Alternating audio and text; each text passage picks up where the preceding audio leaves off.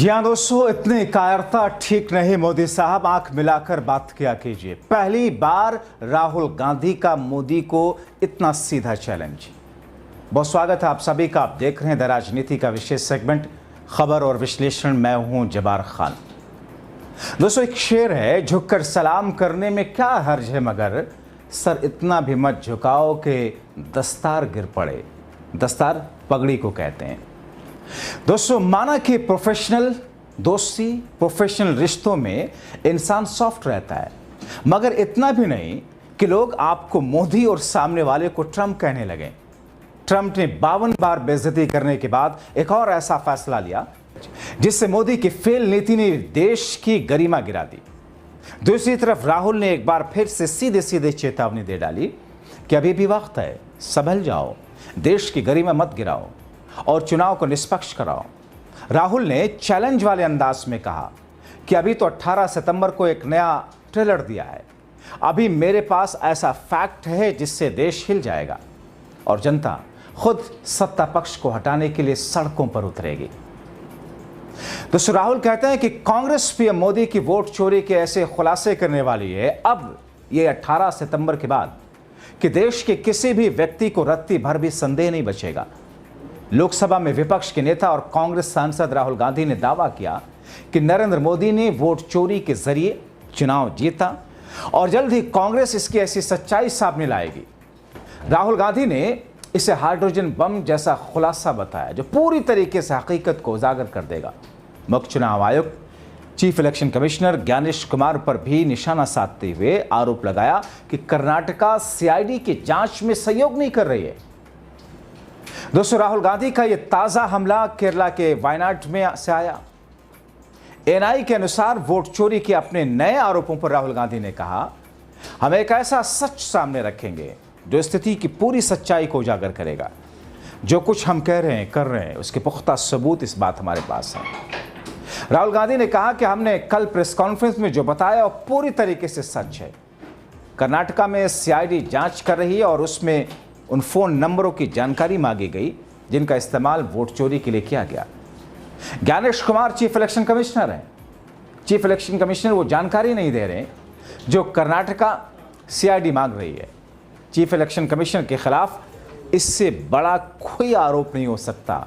Police जानकारी मांग रही है और चुनाव आयोग दे नहीं रहे। हम इसे इस तरीके से दिखाएंगे कि भारत में किसी को भी इसमें संदेह नहीं रहे कि नरेंद्र मोदी जी ने वोट चोरी करके चुनाव जीता है।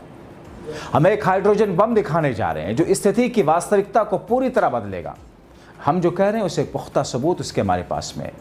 दोस्तों, ट्रंप के सामने लगातार झुकने पर राहुल ने मोदी को सबसे कमजोर कायर प्रधानमंत्री करार देते हुए उनकी विदेश नीति को नाकाम बताया और कहा कि ये भारत के हितों की रक्षा करने में असफल हैं। लोकसभा में विपक्ष के नेता राहुल गांधी और कांग्रेस अध्यक्ष मल्लिकार्जुन खड़गे और नेताओं ने भी इस मुद्दे पर मोदी सरकार को घेरा। ट्रंप का यह कदम भारतीय तकनीकी कर्मचारियों को सबसे ज्यादा प्रभावित करेगा क्योंकि 2024 में 71% H1B वीजा धारक भारतीय थे। दोस्तों, कांग्रेस ने डोनाल्ड ट्रंप के हाल के दावों को लेकर प्रधानमंत्री मोदी पर निशाना साधते हुए ट्रंप ने हाल में लगातार यह दावा किया कि उनके हस्तक्षेप से भारत पाकिस्तान का युद्ध रुका, 50% टैरिफ का झटका दिया, अब H1B वीजा को झटका। और इसी खबर का स्क्रीनशॉट शेयर करते हुए राहुल गांधी ने कहा कि मैं फिर कहता हूं, भारत का प्रधानमंत्री कमजोर है। उधर कांग्रेस प्रवक्ता पवन खेड़ा ने राहुल गांधी के 2017 के बयान का हवाला देते हुए कहा, 8 साल बाद राहुल गांधी फिर सही साबित हुए। भारत अभी भी एक कमजोर प्रधानमंत्री के साथ अटका हुआ है। उधर कांग्रेस अध्यक्ष मल्लिकार्जुन खड़गे ने तंज कसते हुए कहा, नरेंद्र मोदी जी, आपके जन्मदिन की बधाई कॉल के मिले रिटर्न गिफ्ट से भारतीय दुखी हैं। खड़गे ने इसे अब की बार ट्रंप सरकार का परिणाम बताया और कहा कि $1 लाख की फीस भारतीय तकनीकी कर्मचारियों को सबसे ज्यादा नुकसान पहुंचाएगी। अमेरिका ने पहले 50% टैरिफ लगाकर 10 क्षेत्रों में भारत को 2.17 लाख करोड़ रुपयों का नुकसान पहुंचाया और इसके अलावा हार एक्ट और चाबहार बंदरगाह पर छूट हटाने जैसे कदमों को भी राष्ट्रीय हितों के लिए नुकसानदायक बताया। खड़गे ने कहा, भारतीय राष्ट्रीय हित सर्वोपरि है। गले मिलना, खोखले नारे, संगीत कार्यक्रम, लोगों से मोदी मोदी के नारे लगवाना विदेश नीति नहीं होती। विदेश नीति का मतलब हमारे राष्ट्रीय हितों की रक्षा करना, भारत को पहले रखना, साझेदारी और संतुलन के साथ में दोस्ती बनाए रखना। इसे दिखावा करने तक सीमित नहीं किया जा सकता, क्योंकि इससे हमारी लंबी अवधि स्थिति को नुकसान हो सकता है। दोस्तों, आपको यहां पर यह भी बताते चलें कि H1B वीजा प्रोग्राम तकनीकी क्षेत्र में काम करने वाले विदेशी पेशेवरों के लिए है और भारत इसका सबसे बड़ा लाभार्थी रहा है। 2022-23 में 70% से अधिक H1B वीजा भारतीय थे। यहां पर यह नया मध्य और निम्न वेतन वाले नौकरियों के लिए वीजा प्राप्त करना मुश्किल कर देगा, जिससे भारतीय कर्मचारियों और टेक कंपनियों पर भी भारी असर पड़ेगा। कांग्रेस ने इसे मोदी सरकार की कथित कमजोर विदेश नीति का सबूत बताया। यह मुद्दा भारतीय तकनीक, कर्मचारियों और अर्थव्यवस्था के लिए बड़ा सवाल खड़े करता है। अब सभी की नजरें इस बात पर हैं कि क्या भारत इस मुद्दे पर ट्रंप प्रशासन से बातचीत करेगा और भारतीय कर्मचारियों के हितों की रक्षा कर पाएगा। जाहिर तौर पर एक ऐसी स्थिति है जिस पर पूरा विपक्ष सत्ता पक्ष पर पीला पड़ा हुआ है। राहुल से लेकर के कांग्रेस पार्टी और तमाम विपक्षी पार्टियां। राहुल के सिपाही ने क्या कुछ कहा, यहां सुनना बेहद दिलचस्प है।